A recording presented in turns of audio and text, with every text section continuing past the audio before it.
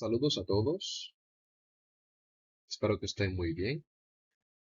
En esta pequeña parte de la clase vamos a aprender a utilizar el Simple Present Tense y vamos a discutir unos ejemplos en oraciones positivas, negativas y preguntas.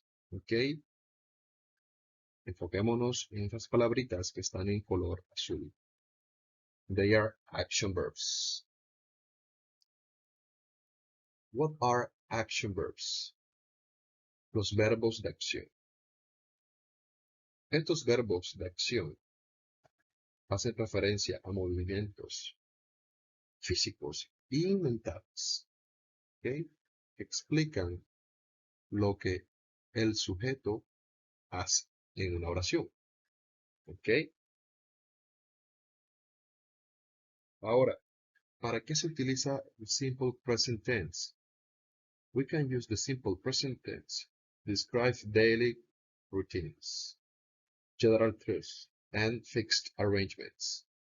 Que básicamente, para hablar de nuestras rutinas, nuestros hobbies, acciones o situaciones que no cambian, que son siempre eh, comunes, leyes naturales y reuniones o encuentros arreglados. ¿Ok? Ahora, veamos estos ejemplos de estas acciones, como se ha indicado, con palabritas con letras azules, y estas oraciones son positivas. ¿Ok? The lion jumps through the hoop. The lion jumps through the hoop. Y prestemos atención a esas letricas que están en rojo. ¿Ok? Serán muy importantes. He drinks water. Sarah swims in the sea. And here we can notice the structure we need to follow to write a good sentence in English. Aquí vemos dos ejemplos claros de cómo escribir una oración de la forma correcta en inglés. Seguimos esa estructura de el sujeto, el verbo y el complemento que me va a ayudar a darle más significado a la oración, a contextualizar. Entonces veamos, he drinks water and Sarah swims in the sea. Ahora veamos dos ejemplos de donde hay varias personas realizando la acción. ¿Ok? Sería un ejemplo en plural. They eat noodles and we cry a lot. Las dos chicas comen noodles. Las dos caritas lloran demasiado. They eat noodles and we cry a lot. Veamos estos ejemplos negativos, ¿ok? Aquí, además de la estructura anterior que necesitábamos, hablar del sujeto, del verbo y el complemento, aquí entra un participante más que me va a dar esa connotación negativa en la oración. I do not ride a bike for fun every day. I do it for health. Y esas letricas que están en color morado son el auxiliar y la negación not para indicar que esa oración está en negativo. Entonces, cuando queramos expresar negación en el presente simple, tenemos que utilizar el auxiliar en su forma negativa. En el primer ejemplo, tenemos una oración con el pronombre personal I, que es uno de los casos que vamos a discutir después.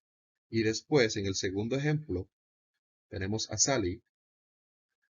Sally does not play basketball. ¿Ok? Recordemos después esas palabritas moradas.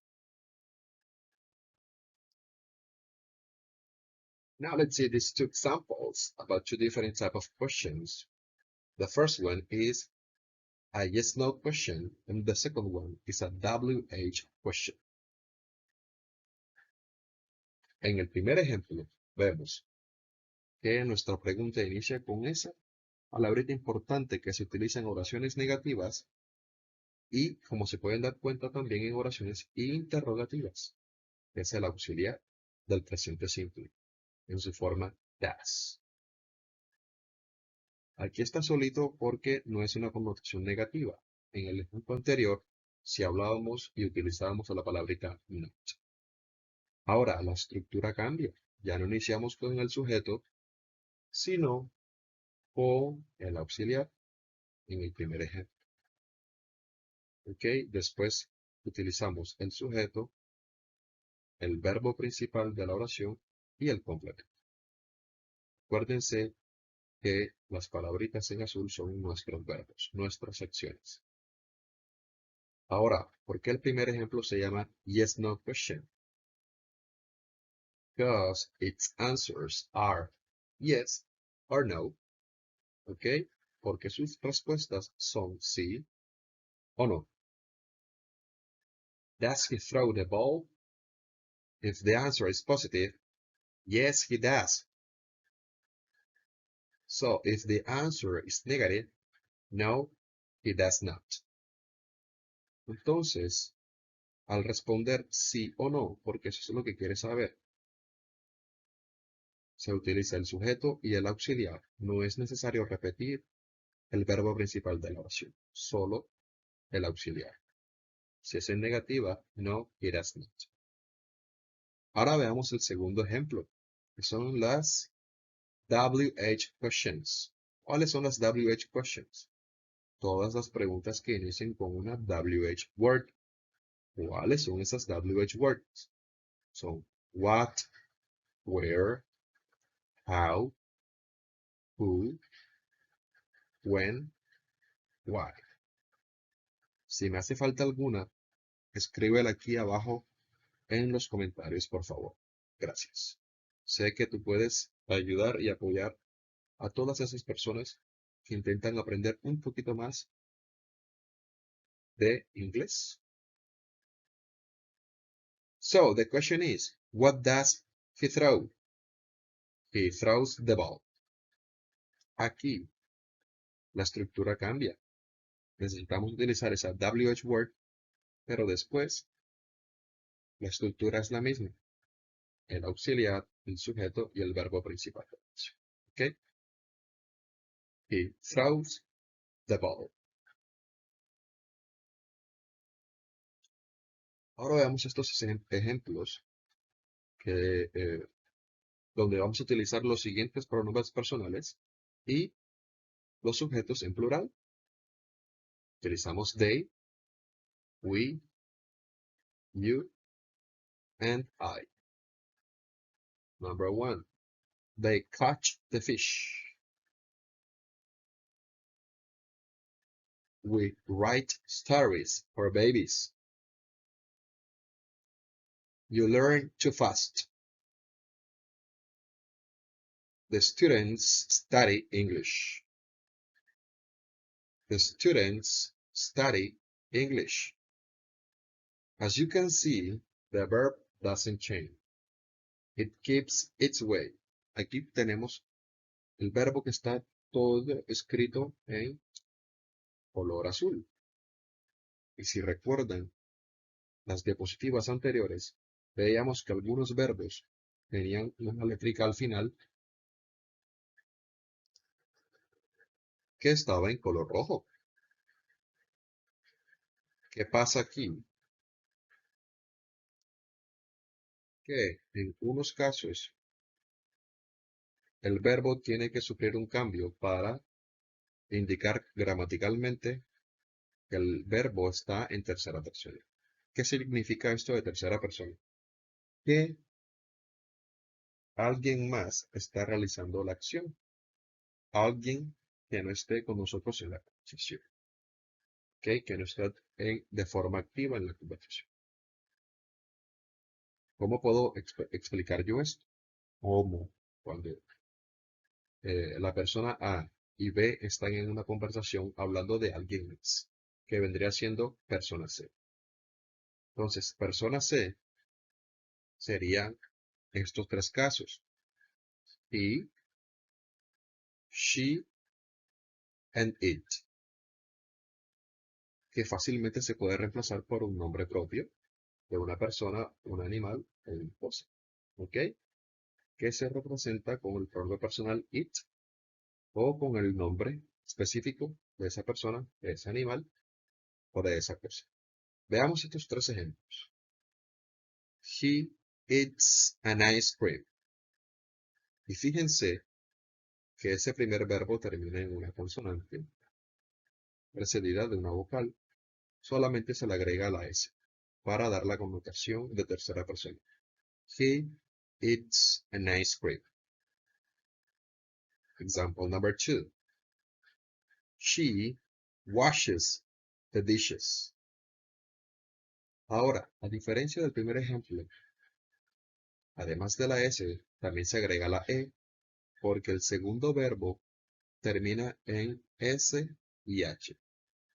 Entonces, todos esos verbos que terminen en S y H, para pasarlos a tercera persona, es necesario agregar E y S al final.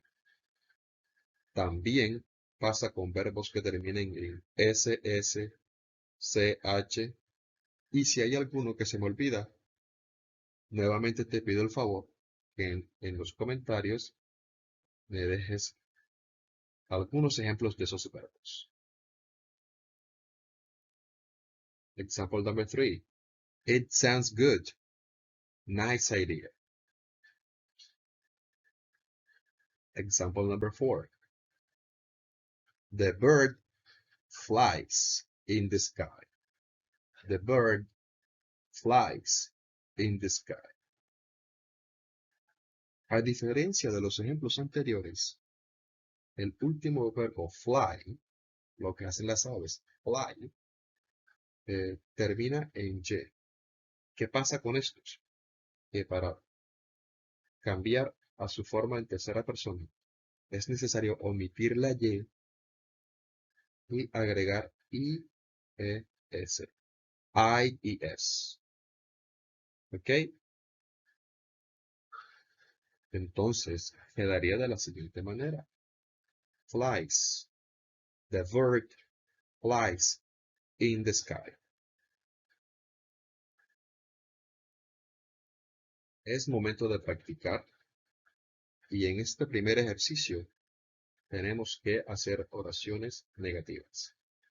Acuérdate de las reglitas que tenemos y que descubrimos hace unos segundos. Retrocede el video y míralas para poder responder. Te invito a que dejes las respuestas correctas en la caja de comentarios. En este ejemplo haremos preguntas. Pueden ser yes, no questions, acuérdate, o WH questions. Te invito a que dejes las respuestas en los comentarios. Sé que lo harás bien porque le vas a dedicar tiempo. Y esto fue todo. Bye bye.